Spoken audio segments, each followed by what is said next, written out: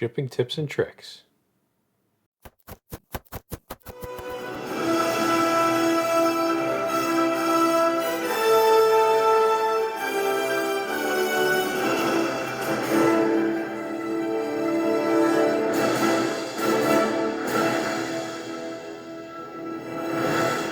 What's up, everybody? I'm going to be showing you an easy way to ship things securely and inexpensively, and I'm going to be describing some other scenarios about how to ship expensive books or a stack of books. So before we get started, if you guys can like the video, if you think I did a good job, if you could subscribe to the channel, hit that notification bell, throw a comment up there. If you guys have any questions, I'm happy to answer any questions that you guys have regarding this or anything else. So the first thing about shipping is we want to figure out what are we shipping, how expensive is it, how many books are we shipping, to figure out the best way to do this. Okay. For one book, which is what I'm going to be doing here, that's kind of inexpensive. The best way to do it is just using a Gemini shipper, okay, and first-class mail, first-class postage.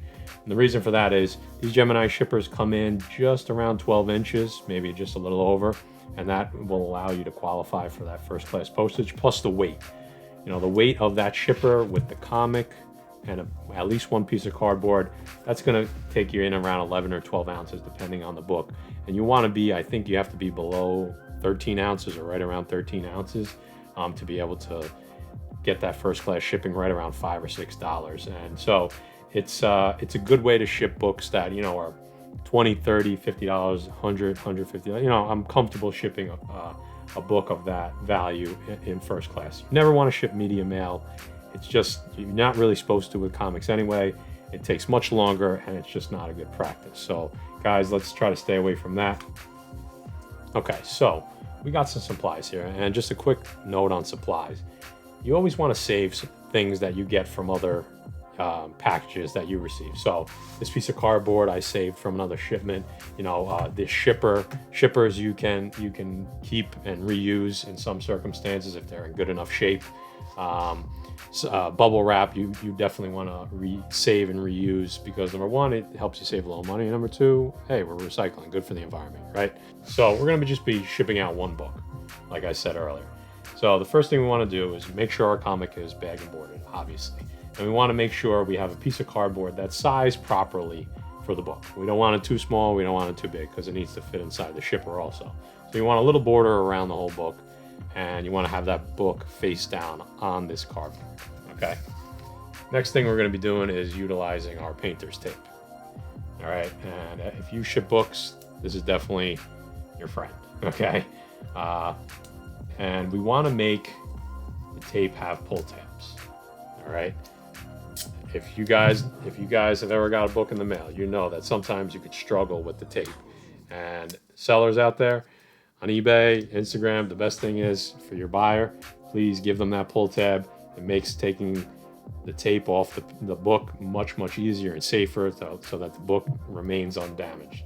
Another great tip is where to place this pull tab, okay? I like placing them on top of the book.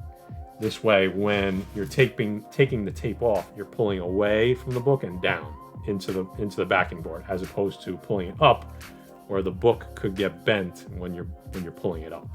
Okay, so I want to save that pull tab for the top. So let me go ahead and get this book secured using my 4 pieces of tape.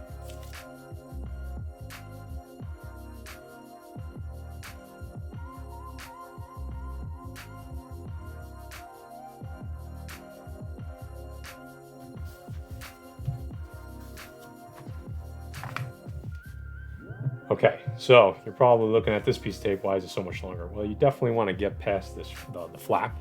You want to be secured to the main part of the bag as opposed to the flap.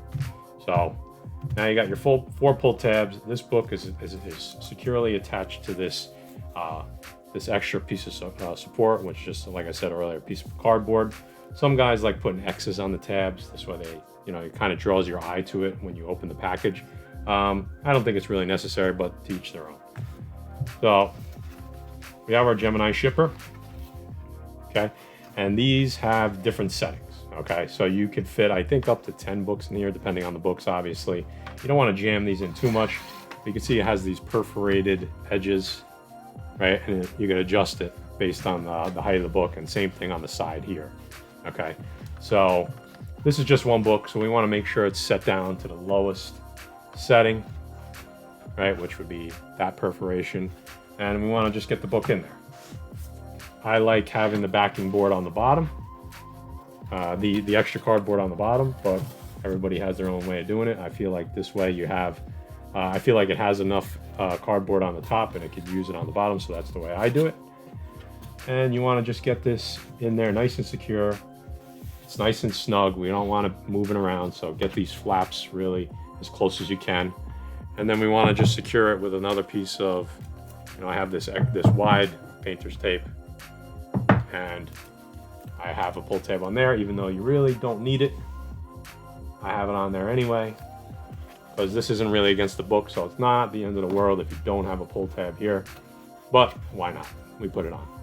So make sure that's on there. Nice and secure. You don't want that falling off.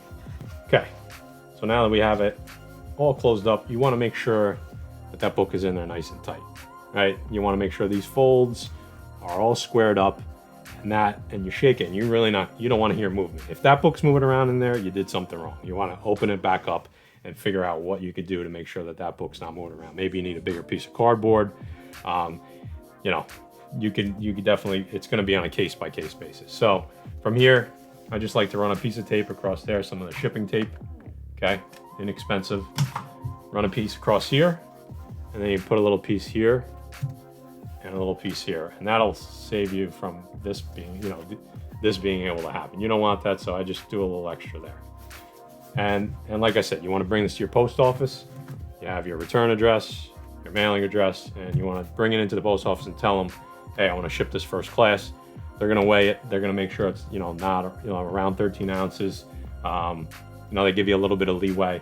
And then it should cost you around $5 or $6 to mail this pretty much anywhere in the United States. And so yeah, that's how you're going to be shipping one book. Okay. So now that we've shown you how to do one book, what if we have multiple books? Okay. Again, we're going to still be using the Gemini shipper as long as it's got to fit, right? So I don't want to just say 10 books because it depends. You could have some thicker books. So you want to see what fits. You don't want it bulging. You'll be able to eye it up. So, this is about 8 books. It's going to fit in there nicely. But there's one additional step, okay?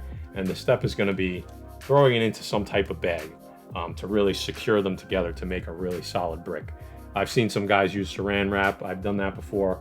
To each their own, but I think this works pretty well. Some type of bag, even like a larger slab bag, the poly bags for a slab, you could use that. Just whatever your books could fit in. And you want to slide them into the bag, and you want to really get them all lined up into one corner. Okay. Sometimes it helps to use a clear bag, but I've done this a few times, so I feel like I could do it with this, with a bag that's not clear. So you want to make sure they're all down in one corner. Okay. And what you're going to do is you're going to fold the plastic so that really snugs it into one side. Okay. And then you can throw a piece of tape on there, and then you're going to want to do the same thing with the top. Get all that excess, tape it down, so this really becomes a solid brick, okay? And then basically the same thing. You can use a piece of cardboard, size it the right way. Tape that. This is obviously a little too big, this cardboard, but I would trim it down. You'd want to tape the books and the bag onto this piece of cardboard, and then you put that in the shipper. Not always necessary because you have a lot of backing boards in there, but that's another way to do it depending on how many books you have. You can also use that piece of cardboard just for a little extra protection. So now that we have let's say that we have our shipper filled with these eight or so books. You're not going to be able to ship that first class, but what you can do is, if you like USPS, you can fit this shipper into a flat rate envelope. And basically all that does is you still get the protection of the shipper, and you're just getting the flat rate charge. I think it's $7 or $8 of that envelope, and that's an efficient and safe way to send out a bunch of books. Okay. in a scenario where you're sending more expensive books, you may want to utilize, and that's what I do, a box within a box. So you're going to take this shipper and put it inside another box, like a UPS, a FedEx or a UPS flat rate box, or like a Priority or a medium flat rate USPS box. It gives you that extra protection. It gives you 2 boxes. You know, some of these books, even if you have it if you have your shipment insured, that book is valuable. It may be one of a kind. You don't want to lose it. You know, maybe you get the money back, but a lot of times the money just is not going to matter. So you want to make sure that the book is safe beyond just the value as far as insurance. So you're going to want to put this shipper into another box, okay? And that's the box within a box method for more expensive books. So let's say you have a bunch of books that don't fit in a shipper. What do? You're going to utilize the same method as far as creating a brick with a bag, okay? And now we're going to need 2 backing boards, or 2 pieces of cardboard. Obviously these aren't the right size, but just humor me. You want to get 2 pieces of cardboard to sandwich these in between, okay? And the first thing you're going to want to do is you're going to attach the bag to this board, right? And then, like we did in our first example where you had just a single book, you're going to want to tape this group of books to this board. Then you're going to want to get this board and tape these 2 boards together. And then those books won't move, and now you've created a sandwich, okay? From there, you're going to just wrap the whole thing in bubble wrap. Okay, that's going to be your extra layer of protection. And then that whole brick of cardboard, bag, and bubble wrap, obviously you're going to trim it down, is going to go inside a larger box, a medium flat rate box from the post office, you know, a FedEx box, you know, a flat rate FedEx box, and then you're going to ship it out that way, and you're going to calculate your shipping based on weight or flat rate. If it just fits, obviously, what's the saying? If it fits, it ships. So that's what you're going to want to do there. So again, guys, the main thing with shipping is knowing what you're shipping, you know, how expensive is what you're shipping, and basing how you ship it on those 2 factors. You know, for this book that's not too expensive, a single book, a comic shipper with first class mail is going to do you right. If you have a bunch of more expensive books that you're sending out to be pressed, you probably want to use that sandwich method, the bag of comics, your board on top, bubble wrap, and then inside, you know, a FedEx or a USPS shipping box, and off to their destination. As far as insurance goes, that's something for another video. I utilize collectibles insurance, which covers my shipping insurance in certain, if I do it a certain way. We'll get into that in another video. And yeah, that's my shipping video. So if you guys, again, have any questions, please reach out to me on Instagram, MattForge_comics, or you can leave a comment, a question in the comment section. I'll try to answer it there. Like I said earlier on, if you could like the video, subscribe to the channel, hit the notification bell. You know, we're always trying to put out good content for you guys. We have a couple live shows coming up, you know, with The Butcher 105. Definitely give his channel a subscribe. I'm going to put that down in the comments, his link. And then the other character, I'll call him, that we have on our live shows is the Comic Forge, Guy Forge, and I'll put his Instagram link down in the description as well. And one last thing, guys, remember, we're going to be doing our 250 subscriber giveaway pretty soon. We're about 100 subs away. Giving away Eternals #9, so go back and look at some of the other videos and you'll see that book. I'm sorry, Eternals #2, 9.0. So go back and see that and some of the other videos. The details for that giveaway will be coming shortly. And I hope you enjoyed the video. See you on the next one.